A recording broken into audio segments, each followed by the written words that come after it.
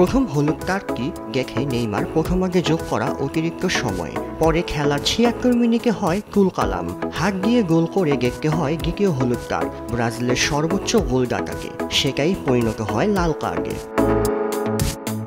বক্সের দিকে পাস ছিল গোলজানো এস্কোবারের, সেটা ঠেকিয়ে দেন বোটাফেগোর গোলরক্ষক ভিক্টর।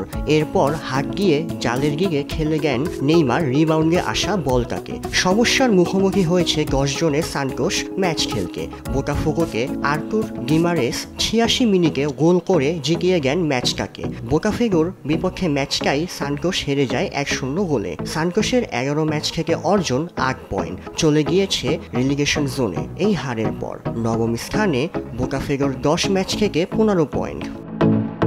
আগামী ৬ June FIFA world cup qualification ম্যাচে ব্রাজিলের বিপক্ষে খেলবেন ইকুয়েডর। সেই স্কোয়াডে নেই ব্রাজিলিয়ান সুপারস্টার নেইমার। ব্রাজিলের নতুন কোচ কার্লো আনচেলত্তি নেইমারকে সেলেসাওসের হলুদ জার্সিকে গাচ্ছেন না এখনই। পুরোপুরি ফিট অবস্থায় নেইমারকে চান ডন কার্লো।